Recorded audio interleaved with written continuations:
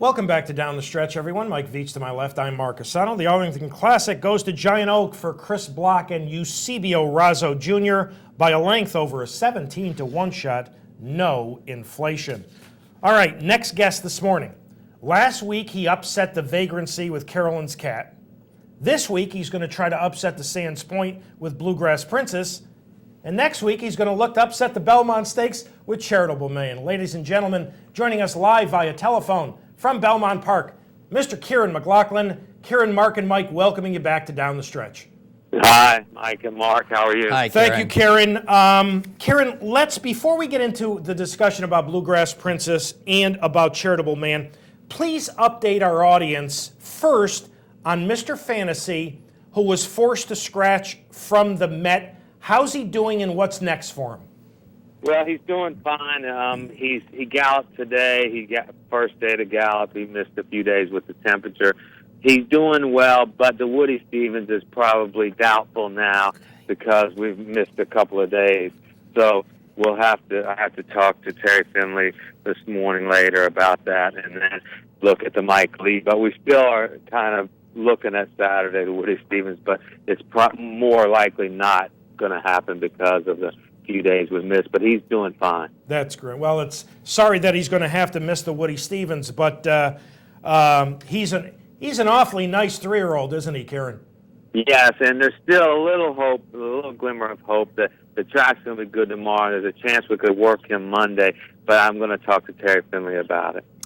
You've got another nice 3-year-old in the barn. It happens to be a filly. It's Just Whistle Dixie, who came out of the Kentucky Oaks. Kainran, remind our audience what happened to her and what's her status. She's doing great, but Just Whistle Dixie, it was a freakish incident that luckily doesn't happen very often in the game. But my brother Neil was camped out there at the barn all day from 5:30 in the morning because we just had one in the Oaks, and it's a crowd of 100,000 people, so he didn't ever leave the barn that day, just sat there with her all day. And the vet came to give Lasix 4 hours before the race at 1 o'clock, and he walked in to get her in the stall, and she limped around and was lame in the stall. So he called me, and I was on the front side, and I came back, and he said, it has to be her foot. But there wasn't a lot of heat or anything in her foot, but we know that there was nothing wrong with her, and she jogged fine that morning, for the vet was sound. So anyway, we had to pull the shoe off, and we thought she must have had an abscess. But she didn't. The shoe had just moved a little bit, and she was lame. So we got her fixed up here, and she's been training very well up in New York. We shipped her on to New York. We had to scratch her that day. And at 5:45, I was sick about it at 1:45, but at 5:45, when Rachel Alexander won by 20 lengths, I was kind of glad she was out there eating her dinner instead of being second to Rachel Alexander. But now she's doing great. She's training very well. We actually had scheduled to work her this morning, but the track just wasn't up to our standards. So we're going to wait till in the morning, work her a half mile, and run her in the Acorn on Saturday. Okay, wonderful. Good. Kainran, you can appreciate, since you've been directly involved in so many outstanding performances, what did you think of Rachel's performance in the Kentucky Oaks? It was fabulous, super freakish. However, all the adjectives fit the description of her race. She was just awesome. All right, you've got Bluegrass Princess for this afternoon's Sands Point. Our audience is about to take a look at her third in the Here Comes the Bride. And as we pick it up going to the far turn, she will be third. Talk about this daughter of Dinah Former, if you would, please. She's always trained very well. She was my sister-in-law Trish's favorite up at Saratoga last spring. She always liked her a lot, covers a lot of ground. She's by Dinah Former. We've always liked her. And funny enough, in the race you're watching, Johnny Velasquez rode her for the first time. And he came back and he says, what about a set of blinkers for this filly? And I said, well, we never really thought about blinkers for turf. We like to have them settle and make a run.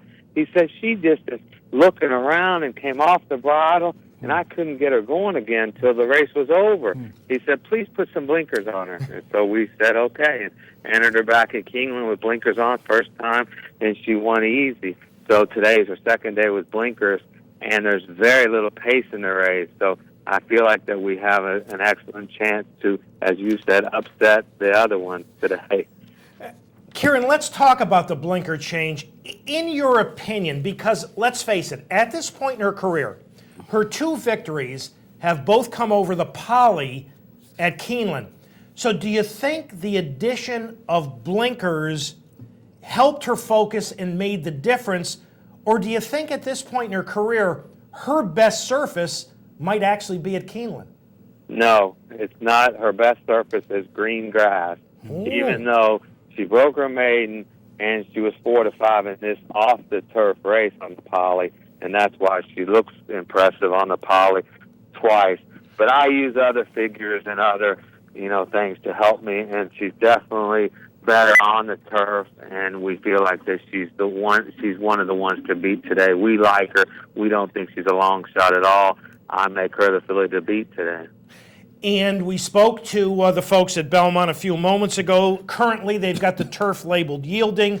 She ran pretty well over yielding turf at Belmont last fall, didn't she? Yeah, and that's the only thing. You never know about yielding. How soft is it? That's a more concern than the turf for us. We know she likes the turf, and we feel like that there's 1 or 2 to beat, but she will run very well. All right, let's move on and talk about your participant for next Saturday's Belmont Stakes. That is, of course, Charitable Man.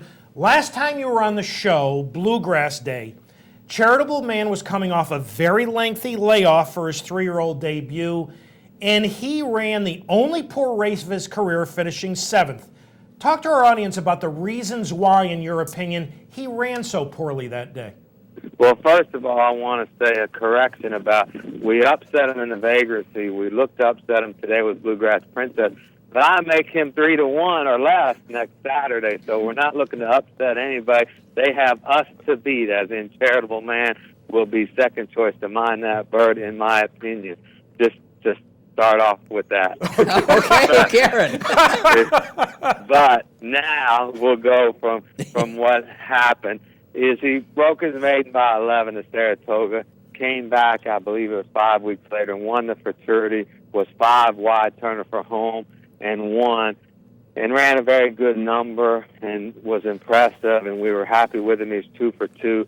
We worked him 2 weeks later. He came up with a saucer fracture. A saucer fracture is in the cannon bone, a fracture in the shape of a saucer. We put a screw in it and then removed the screw December 1st. He went to Ocala to Ian Brennan's place there and trained. He trained there, and he did a great job with him, put 30 to 60 days in him. And then we picked him up at Palmettos, and we worked him about a week later after we picked him up. And he has not missed a day of training all year. He's trained fabulous, but it was, where are we going to start him? Where do we go with a top 3-year-old first start back? And we were on the bubble with graded earnings. So we thought that the Bluegrass might be an ideal spot because horses do not bounce off a poly like they do off dirt. They don't react, whatever word you want to use. It's not as hard on a horse to run on a poly track as it is a dirt track. So the Arkansas Derby was there, the Illinois Derby, and the Wood Memorial. But they were coming up tough, and it just wasn't ideal. So we decided the Bluegrass might come up a little bit easier, and if we're going to run back in the Kentucky Derby, it's easier to come off of the poly back to the Derby instead of a dirt race and run hard and be hard on him off of that kind of layoff. So we chose the Bluegrass. He ran and finished 7th. But on the way back to the barn, he was almost cooled out by the time he got to the barn.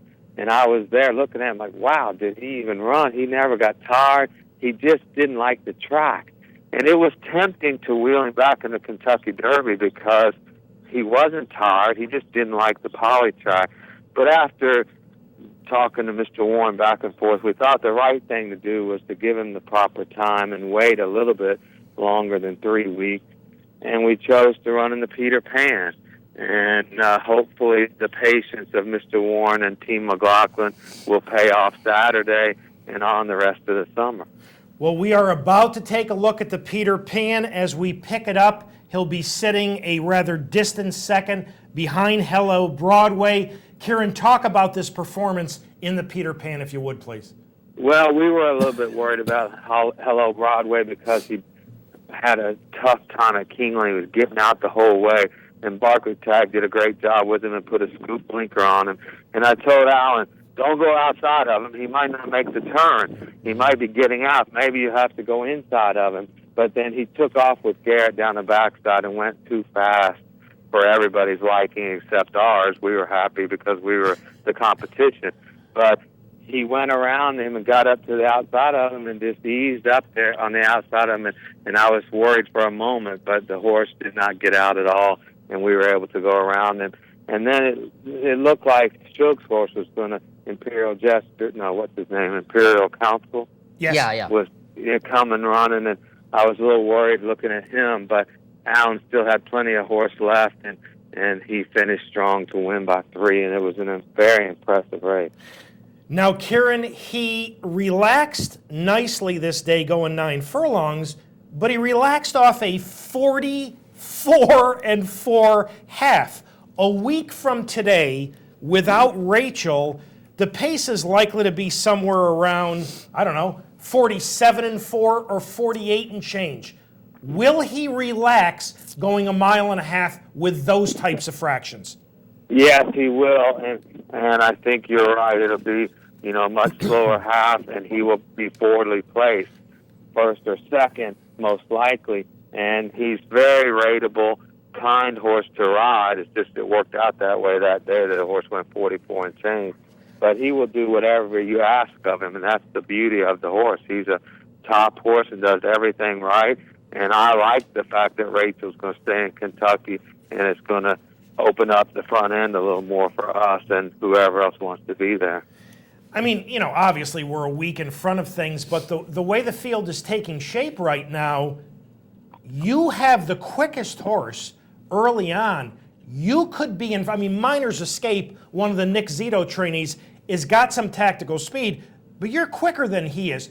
Do you have any concerns if Alan wants to put Charitable Man on the front end? No, not at all. I just hope that, we go 3/4 and 13, and that'll be no problem at all if we're on the lead. I have no worries or concerns, and I have a lot of confidence in Alan Garcia. He won last year's Belmont and had a great weekend with the Mile and the Vagrancy, so he's got a lot of confidence riding well right now. Kieran, when will you work Charitable Man, his final work prior to the Belmont?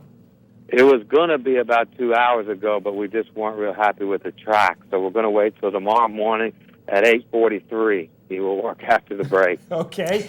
And how far will you work him? What should our audience look for as far as, time and what are you looking for him to get out of that final work? You know that during the Triple Crown, every trainer waits till after the work and they say, you went in 47, what was that? That's just what I wanted. If it's 49, it's just what I wanted. So you're catching me off guard a little bit. Usually I like to wait till they do it and say, that's just what we wanted.